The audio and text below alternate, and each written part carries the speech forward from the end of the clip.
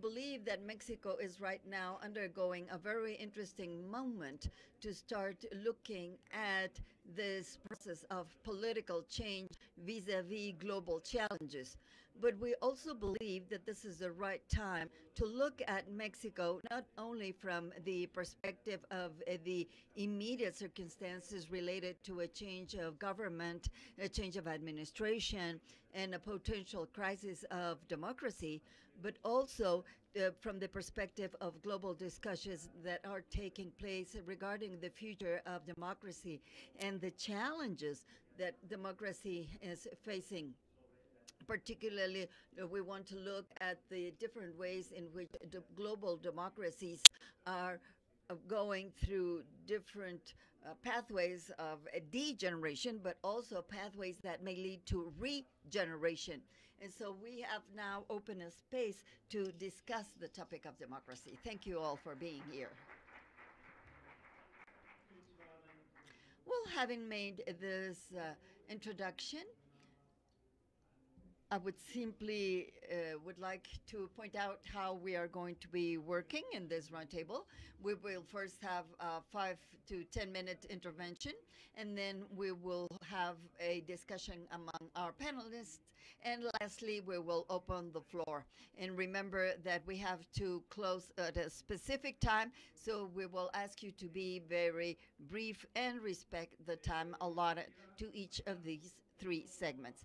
I will now pass on the microphone to Jesús Silva-Herzog Márquez, who is a professor of the Mexican Technology Institute of Monterrey, also member of the Mexican Academy of the Spanish language, and he has truly been inspiring the creation of this forum, because in August, when we were precisely deciding what to do, he published in Nexos a paper about entitled Between Technology and Populism, which was a discussion around the crisis of democracy.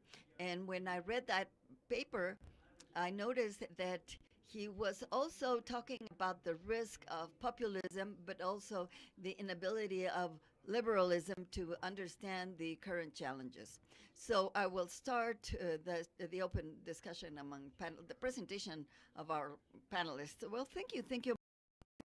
Pleasure for me to be here.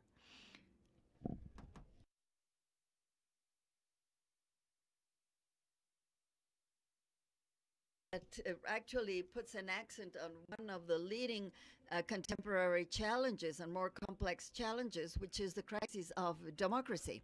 I believe that whenever we talk about crossroads and the crisis of democracy, we have to start by recognizing that one of the characteristics of the democratic regime is that it has a crisis from its very metabolism. There is no such thing as a democratic regime that would incorporate questioning its own dynamic, its own vital processes. Democracy needs to be critiqued, and democracy lives in a constant crisis. And that's why David Bronsman is right when he has said that this can be even a trap. The fact that democracies are constantly having to face crises, this may lead to the wrong idea that we are before an ordinary crisis, that we are quite simply facing a regular questioning and of, I just said, a plain questioning of democratic governments. But what we have actually before us is something much more complex. What we have before us is something new, because we have before us unprecedented challenges. Unprecedented because they are not something that we were exposed to in the past decades.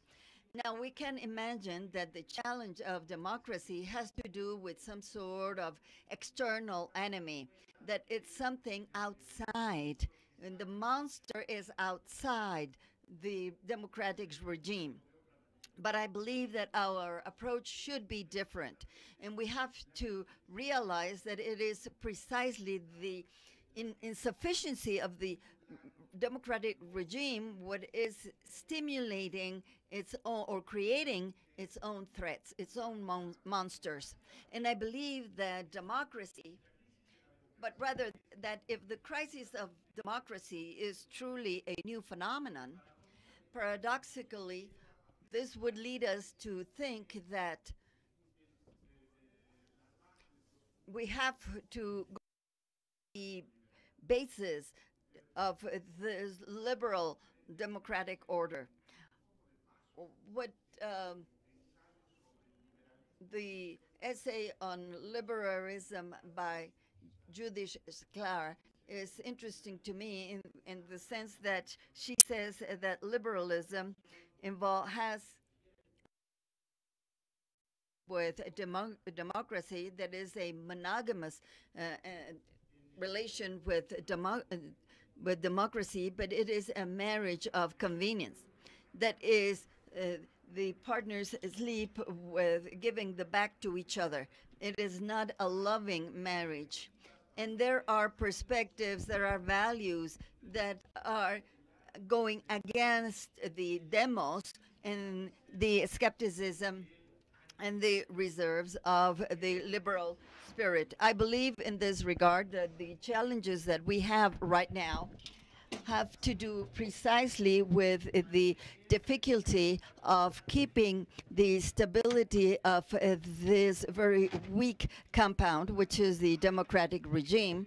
And therefore, we have seen for many years the existence of regimes that have a democratic deficit and therefore promote policies that are based on technical superiority, and they are based on the argument, but they are truly legitimation, truly aiming at legitimizing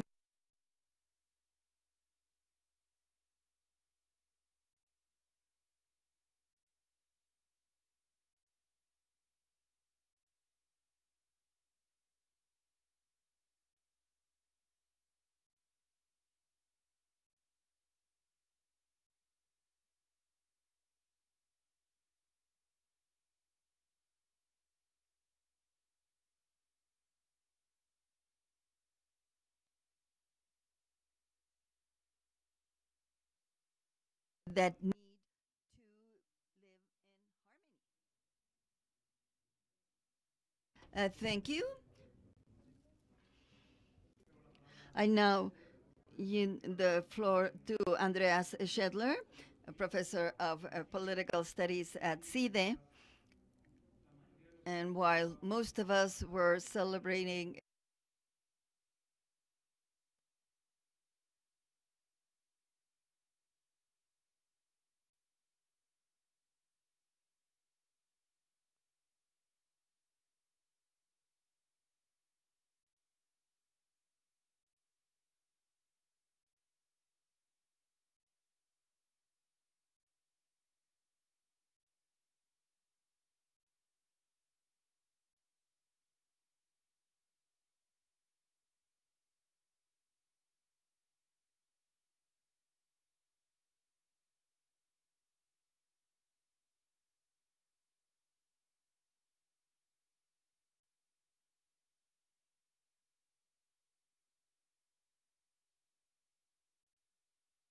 an honor to have Andreas in this forum.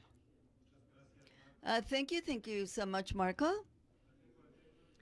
I will stick to the topic. It is an honor for me to be here. Thank you so much for the invitation.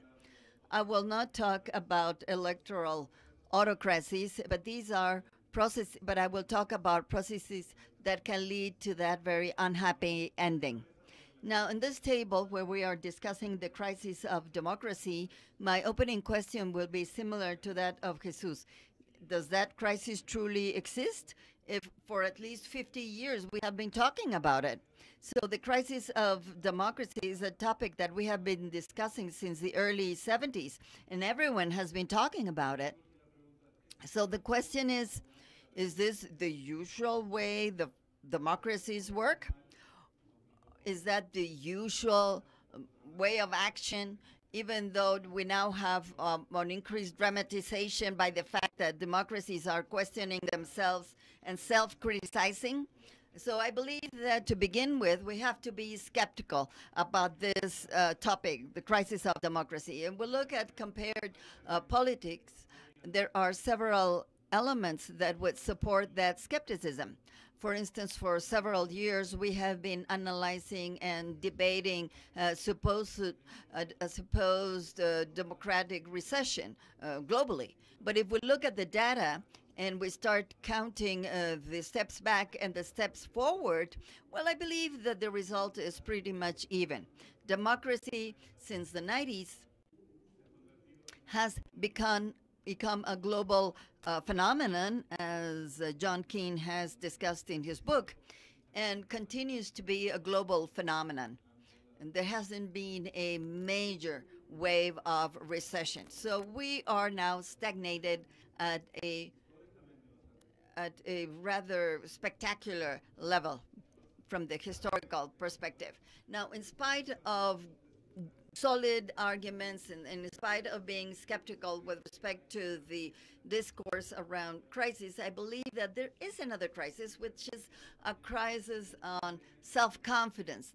And whenever we talk about democracy, and this has to do with two very real trends, the first of which is a process, well, not really a process, but a series of events that have to do with the subversion of democracy. And we have seen very prominent cases, and we always name the same names: Hugo Chavez, Vladimir Putin, Viktor Orban. I mean, they are the commonplace names whenever we talk about the dismantling of democracy in the contemporary world. And this has been going in an incremental way, step by step. These are very slow deaths, or very slow murders of democracy.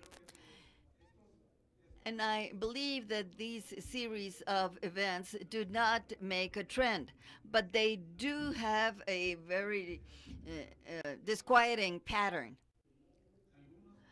Some of these processes respond to what Juan Linz would call the insoluble problems, very, very severe problems where we have traumatic levels of inequality in Latin America that had led to the authoritarian left to arrive at power, such as the case of Chavez. And we also have very high levels of insecurity and violence, and this has opened the door to the extreme right, like for instance in Brazil, where we have clear failures in the performance of democracy that have led to authoritarian projects. And this is something that we have seen in the past, in history.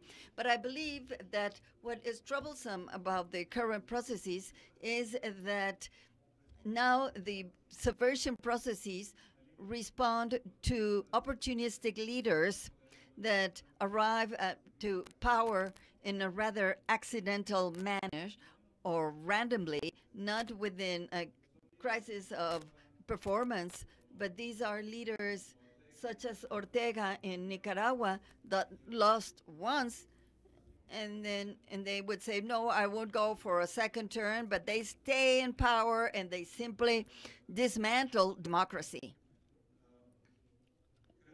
I believe that these processes, because of the variety of its causes and the evident lack of structural causes, they have given us a very similar sensation of insecurity, just as the same feeling that we have whenever we are about to cross a street, And so we simply perceive that we can be in danger. But we know that we are right in the middle of heavy traffic. Well, the thing is that these processes haven't only had as stakeholders, leaders, but we see that there are citizens that are accomplices of leaders, citizens that have voted those leaders into power, that they have backed those leaders once they are in power, and they have renounced their freedoms and their rights and their democratic rights, you know, because of something else. And this willingness to renounce democracy in most cases does not respond to authoritarian citizens. What we have in these cases are polarization processes where the fields are divided, and then we start seeing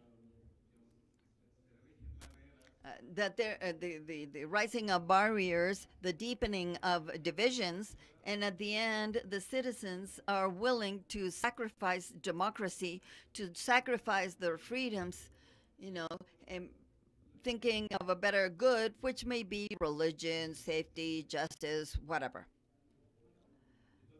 So these two processes jointly, along with the major shock to the system that the triumph of Donald Trump meant in 2016, has actually shaken the foundations of our previous certainties. You know, now what in the past was the worst now seems possible. What in the past looked like a landscape of democracies has vanished, and now the notion of consolidation is over. So that idea that Democrats could relax and take democracy for granted is over. We can say that that is not just a psychological change. And I believe that even being subjective, we are truly subjective. I mean, we are truly going a very deep change that has changed the history of democracy in the past decades. But I want to respect the time allotted to me, and I simply want to point out that there is also a positive interpretation, because we have not only before us a horizon of danger ahead of us, but also democracy has mobilized its self-defense, and along with the challenges and the threats and the attacks, we see many changes of democratic vitality that at the end, well, leaves us with the possibility of a more open horizon. So we can have dark skies or clear skies and something in between. Perhaps a very pallid pink.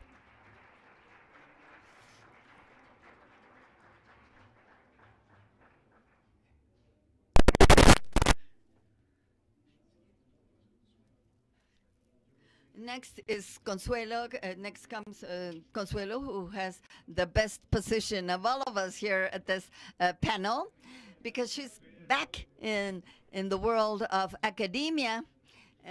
Now she's very much interested in global transformation. She is preparing her PhD in Harvard and sociology, and she is the only one who has dared to go between the public administration world, or rather in the private administration, because I was also in the private sector, and academia. So yes, she has the experience of being at the head of the Fondo de Cultura Económica and also in Conaculta here in Mexico, and it seems to me that you have a unique perspective.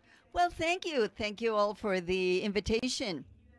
And this is such an honor for me, because we have distinguished panelists here, and I see familiar faces such as Gonzalo Celorio, Joaquin Stefania, when many dear friends and other personalities that I truly admire. Thank you all for being here.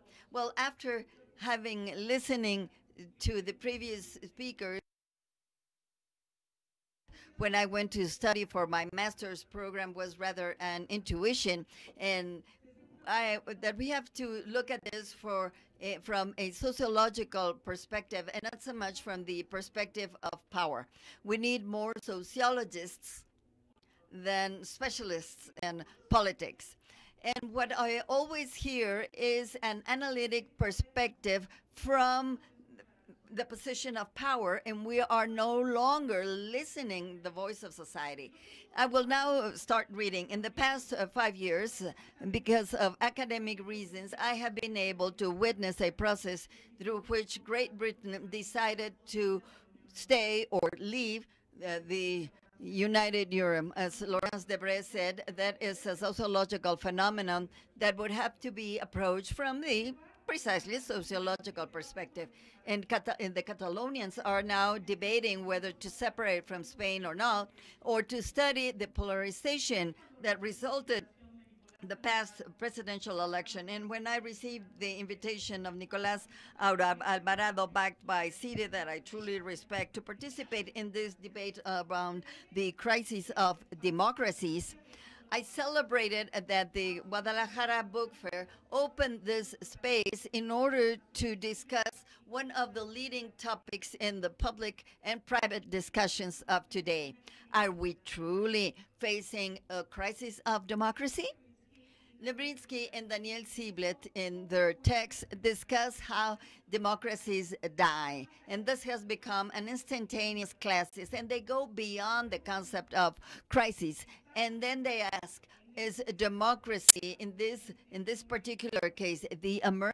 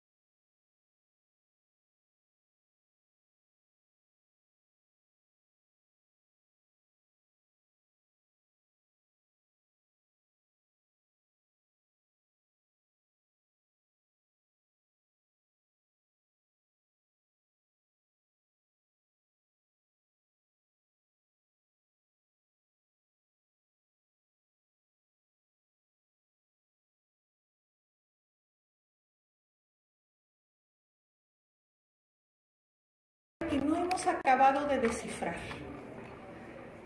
También la semana pasada, esto ya lo escuchaste, en la conmemoración del aniversario 50 del Departamento de Sociología de la misma Universidad de Cambridge, acabamos de descubrir que estudiamos en el mismo departamento, Anthony Giddens habló sobre cómo en el caso del presidente Trump, el poder pareciera ejercerse a través de Twitter.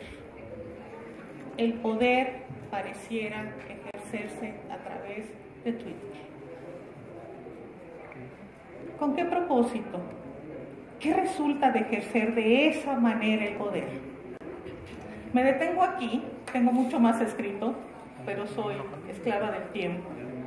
Para escuchar objeciones e iniciar, no, porque podemos escuchar ahora a Keane, pero para posteriormente tener una segunda ronda. Gracias por escuchar.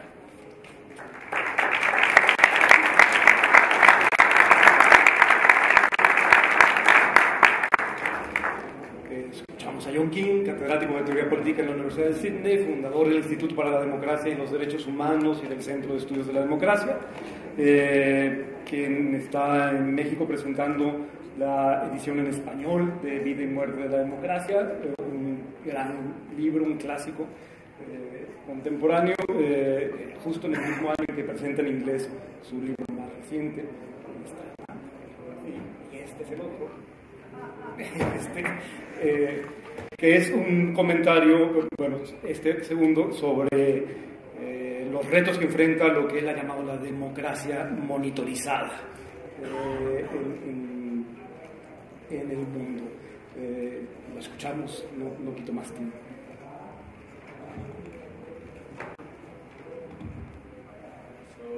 Muchas gracias, buenas noches a todos. Thank you all very much for coming. We have very little time, and so what I would like to do in just a few minutes is to say a handful of things about how to think about this period of time in which we find ourselves, how to make sense of it. I think there is widespread agreement that this period is Shakespearean. Times are out of joint. Things are happening that we didn't expect. And there are many things that are happening that we don't understand. And we certainly do not know the future. We are not gods. It's in this context that the word crisis has become topical. I don't much like the word, and I think that probably the panel is more or less agreed about this, because if you look at the history of the term, it came to mean something which is a catastrophe, something which is sudden, something which is a life and death moment, where we go to hell or we go to heaven. And Christianity is very responsible for that understanding of crisis. But if you talk to archaeologists or historians or environmental scholars, they tell you that political and social orders can change and die in slow motion.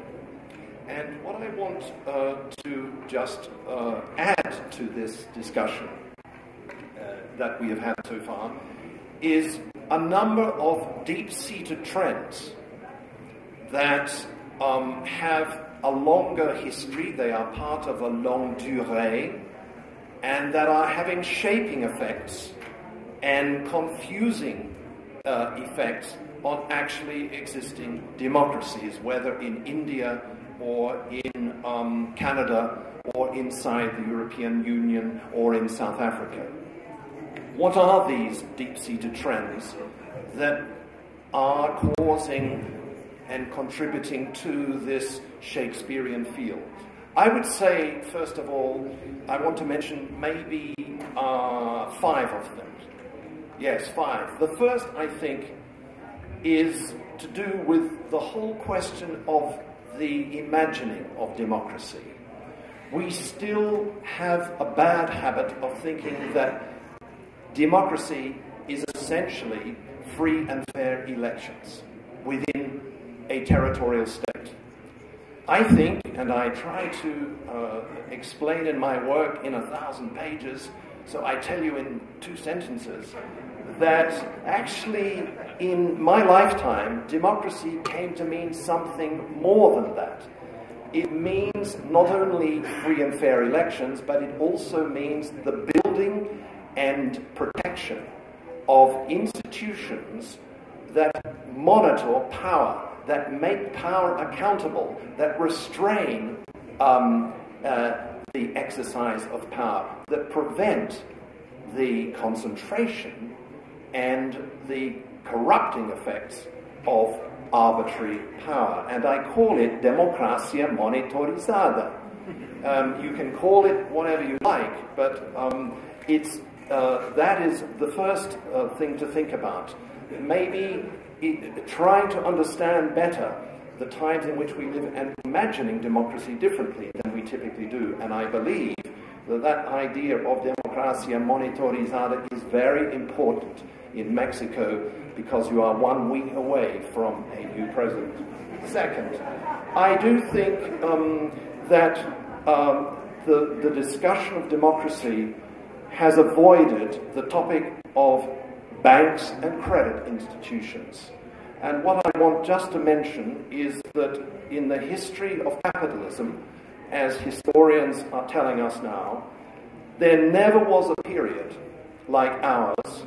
It began around 1970, where banking and credit institutions exercised so much power on governments and society, and they do so across borders. And when you look at this development, this financialization of markets, you see that they periodically fail. The IMF tells us that nearly 200 banking crises have happened since 1970. Or if you look at the long history of banks, you see that Charles Kindleberger, the German-American historian, is someone who has explained this well, that since the Dutch tulip craze in 1600, the first financial crisis, until today there have been 11 major bubbles burst in this sector, and 7 of them have occurred since 1970. And the last one we know, 2007, 2008, in the Atlantic region, badly damaged actually existing democracies. And these banks and credit institutions have not actually been seriously re-regulated. This is the second trend. Third, it's no news to you that we have an ecological problem.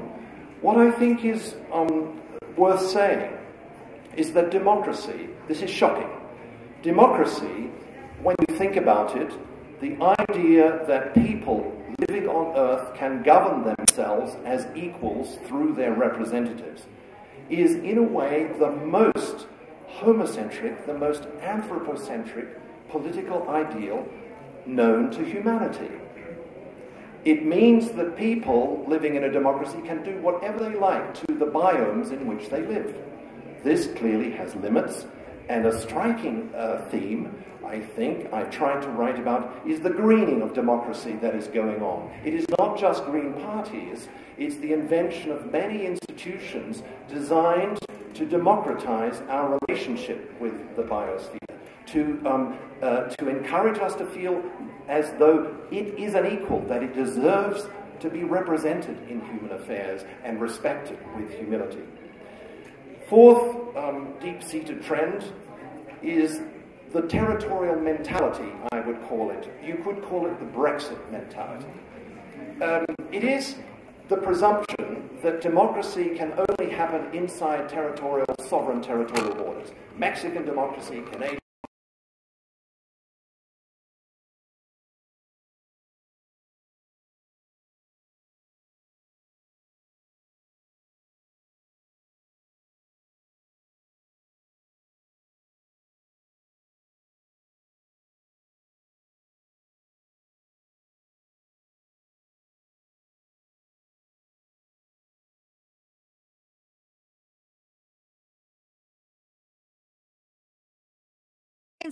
El Brexit es un caso específico de ellos. Yo pienso que va a fallar y yo pienso que va a fallar en los próximos 2 meses y va a fallar porque a fin de reganar democracia, aquellos que están en favor de Brexit han descubierto que el Estado soberano territorial es una ficción en una era en la que tenemos números crecientes de alianzas entre los poderes de manera transfronteriza, pero esto no es algo que voy a debatir ahorita.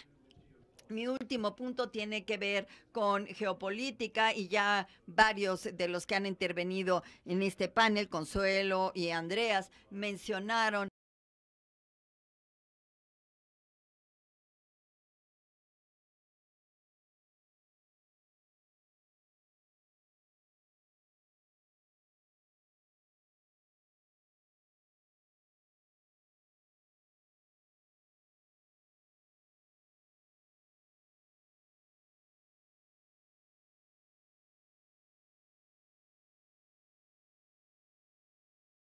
dynamic.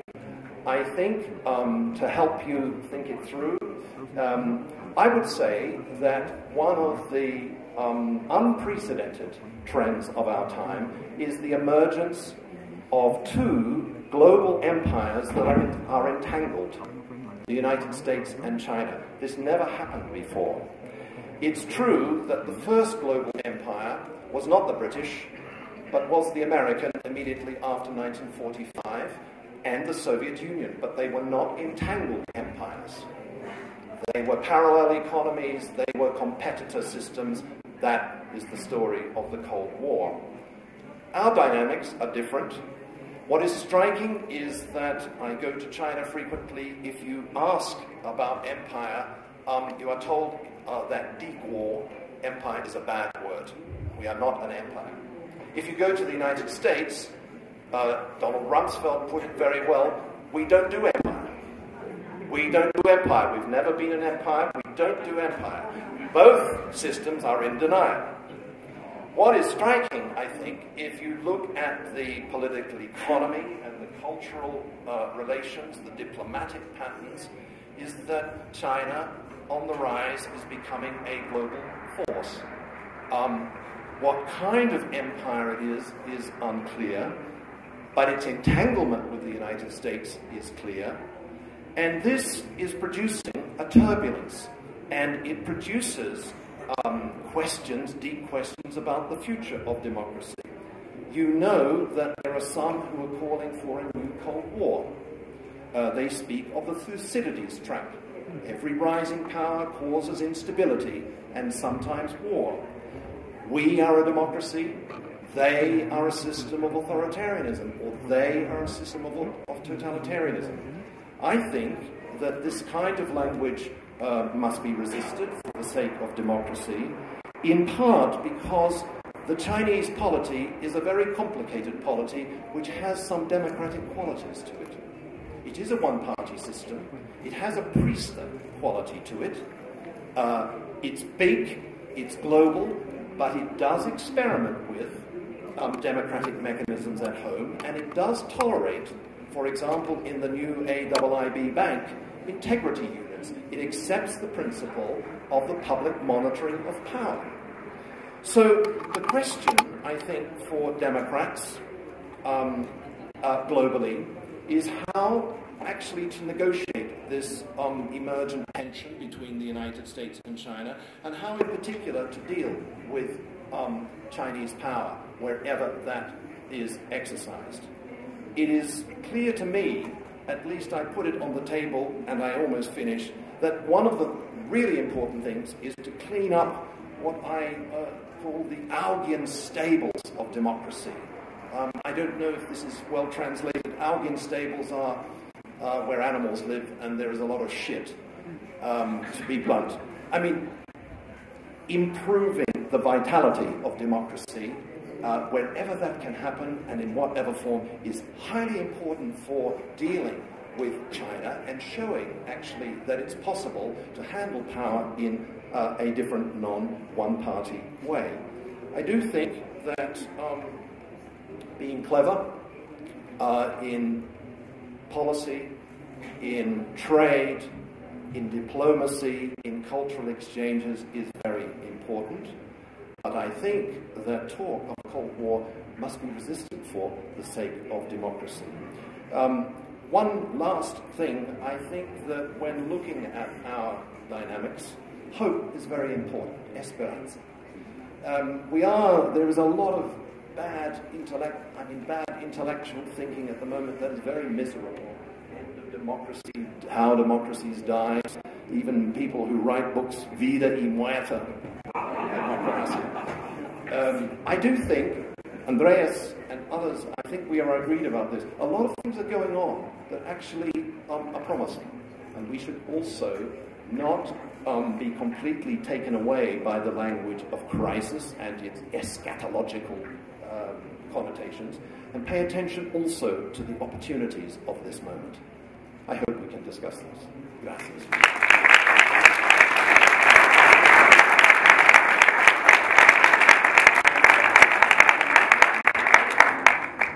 Andreas, Jesús, Consuelo, ¿algún comentario? Tenemos ya, ¿verdad? Yo creo que siguiendo un poco la línea de dejar nada más apuntadas ciertas zonas de inquietud, yo creo que si hablamos de los desafíos de la democracia, podríamos advertir dos muy importantes que creo que en la línea de lo que planteaba Consuelo deberíamos reflexionar seriamente. Uno es cuál es el ámbito de la conversación posible. Si pensamos en la democracia, a fin de cuentas, debemos pensar que la democracia también es una forma del diálogo y que el ingrediente deliberativo de la democracia no podemos nosotros jamás eliminarlo.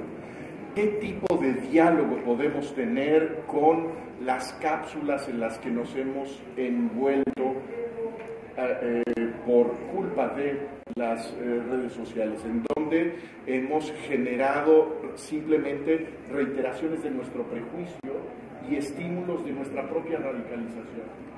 Y si me permites, Jesús, sí. Nada más un segundito te interrumpo. El problema es que tampoco estamos todos de manera unánime identificando términos. Hay un nuevo lenguaje por descubrir para los nuevos fenómenos que están apareciendo. No nos hemos puesto de acuerdo sobre qué significa populismo. Sí, yo creo que ahí eso forma parte también del debate democrático. Ahora, el otro elemento del que yo quería hablar, además del reto del diálogo en este momento, es el de la conformación de identidades herméticas, que cada vez pensamos de manera más enfática que pertenecemos a una identidad que debe expulsar al otro y levantar, aquí está el planteamiento de nuestro coloquio, muros, y generar por lo tanto estas identidades que se conciben como enemigas del otro. ¿De qué tipo de democracia podemos hablar cuando nos secuestran la mentalidad schmittiana del enemigo? Pues yo creo que no tiene que ver con la democracia pluralista, que a mi juicio sí está en riesgo. Yo sí creo que lo que tenemos no es simplemente ruido de algunos episodios en donde hay personalidades autoritarias. Creo que la democracia liberal está enfrentando el riesgo y la amenaza más seria que ha tenido en varias generaciones.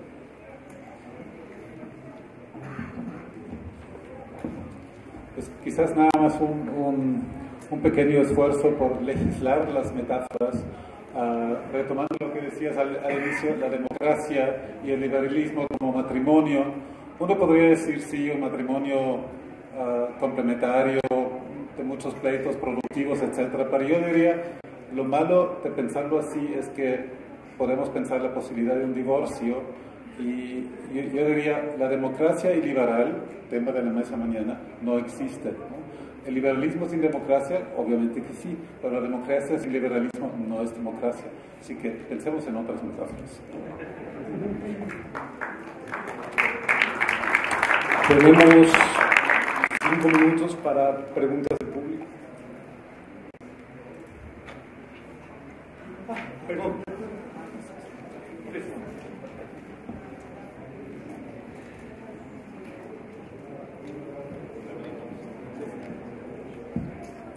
Buenas tardes. Mi pregunta es un poco, creo que esa percepción de la democracia como en crisis se alimenta en parte de una crisis por la presentación que los partidos políticos tienen en la democracia actual, ¿no? Creo que el rol de los partidos ha sido importante, pero al mismo tiempo creo que es necesaria. Los partidos son necesarios para que la democracia funcione, o al menos es lo que nos parece ahora, ¿no? Entonces, mi pregunta es, ¿qué sentido tiene seguir utilizando los partidos en la democracia? ¿Hasta qué sentido los partidos, o más bien cómo contribuyen o pueden contribuir a la democracia, o en qué sentido se ponen como un obstáculo? Hoy, al menos en México, los partidos se han vuelto símbolos de corrupción o de como lobbies para favorecer los intereses de un grupo. Entonces, esa es mi pregunta.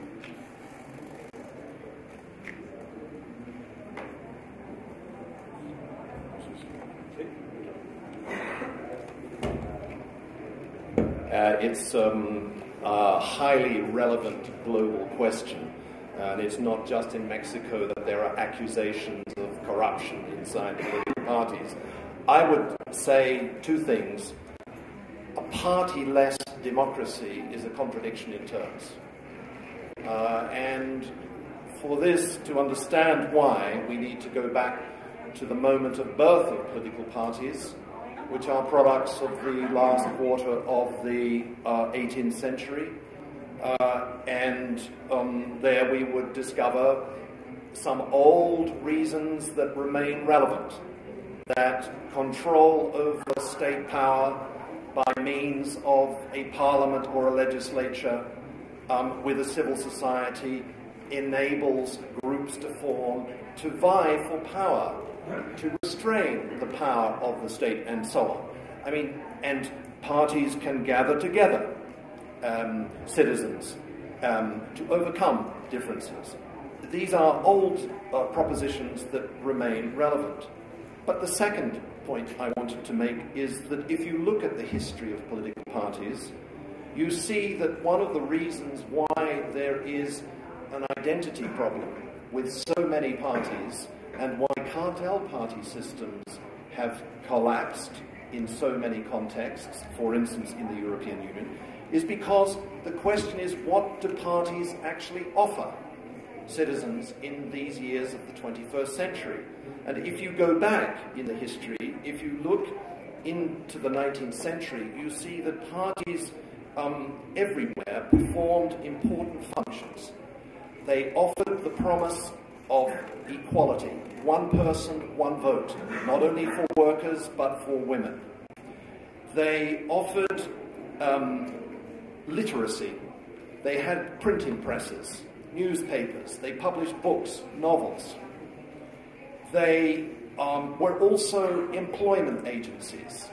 The great studies of parties showed that they were welfare states. If your newborn child was born, the party could take care, provide you with some money. Or if your grandmother or grandfather died, they offered a subvention. The question is, what do parties offer today? What are the equivalent resources? And I think that is one of the great unanswered questions of our moment. Voting for parties, yes. But the danger is they do exactly the opposite of what they say. And so citizens become pissed off with them. So what is it that parties offer? They have declining membership everywhere, mostly. There are some exceptions. Corbyn's Labour Party. But the question of their functions, I think, is, that is the really important question to ask. And that is a question they must answer for citizens. Perdón, hay muchas manos levantadas, pero tenemos nada de tiempo. Cerramos. Una pregunta más. Una pregunta más. Bueno, John hizo varios señalamientos a varios puntos importantes al respecto. La democracia a nivel geopolítico, a nivel de entendimiento inclusive del concepto de democracia, a nivel de intereses involucrados, mencionó los bancos, pero creo yo también que es intereses del mercado, y también la democracia, creo mencionó un poco dentro de los países, son obstáculos, así yo lo vi, para una democracia mundial. Y con esto hay una cosa que quiero decir. La respuesta, desde mi perspectiva, de si hay una democracia, si hay una crisis de la democracia, es muy claro desde el tema ambiental, desde el tema que gobernamos al pueblo, lo que gobernamos es el poder y no podemos ser claros con lo que queremos, ¿no? Entonces mi pregunta es básicamente, ¿cómo se mejoran las democracias para interactuar a nivel mundial y poder solventar los problemas que tenemos como humanidad, o sea, tanto ambientales como sociales e inclusive psicológicos, que a lo mejor se están notando en la actualidad y más futuro, ¿no? Que es como lo que decían, que no es lógico pensar en la historia si vienen nuevos progresos, y las democracias tienen que ir ajustando al futuro, no al pasado, ¿no? En ese sentido es la pregunta. Y no sé quién quiera responderla. Gracias. Si alguien tiene la respuesta, por favor, pásesela a Macron. Porque hoy está en un momento que no puede dilucidar, digamos, cómo resolver un paso hacia un avance civilizatorio con la oposición de los ciudadanos que se niegan a pagar más cara la gasolina. Perdón.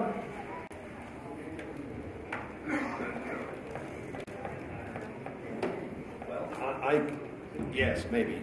I can't resist saying a little bit more about imagining democracy across borders. There are things going on that are without precedent in the history of democracy. The idea of citizenship across borders. I hold a European Union passport. I am a citizen of the European Union. There are cross-border parliaments. There are mechanisms that are not so well known, like peer review panels, integrity bodies in cross-border institutions designed to prevent corruption. And of course, at the level of society, there are many networks. Greenpeace, Amnesty, Médecins Sans Frontières, I mean, growing numbers of these. Extinction Rebellion is, we will hear a lot more about this. These are all globally orientated, and they are, of course, facilitated by a communications revolution which is not yet finished, but which makes the copying and spreading of information across borders much easier than ever in the history of communications. I would say one last thing, if I may, about this problem of geopolitics and democracy. It is that I think that the rise of China puts on the table the very basic question of what is so good about democracy. And what I discovered in trying to write a history of democracy is that in the past, the justifications offered for democracy, most of them today are dead, meaningless, or absurd. For instance, Athenian democrats in the age of assembly democracy, we know from the poems and the plays, said that democracia is important because it makes we Athenians militarily powerful. This is strange. Or, if you jump forward in time to the anti-slavery movement, the first great social movement of modern times, and you look at the Democrats and you look at their pamphlets, they say democracy is given by God. And if you look at which God they have in mind, it's a Protestant God. It's bad news for Catholics, Muslims, Hindus, and others. And what I think is that this basic question of what is so good about democratic power sharing, the participation of people through their representatives in governing themselves, is that the rise of China puts this question directly on the table. The Chinese say, we are a democracy. We are a one-party democracy. We are a socialist democracy. We are a more advanced democracy. The great weakness of the China model, it seems to me, is not only the absence of free and fair elections, but it's the absence of this democracia monitorizada. It is the great weakness of the system. And for me, it puts on the table the point that the best thing about democracy, understood in this way, is that it is the best weapon we so far have invented for preventing corruption, stupidity of powerful people. They do stupid things, and democracy is a weapon against that, whether it is in banks, in United Nations, or in Washington.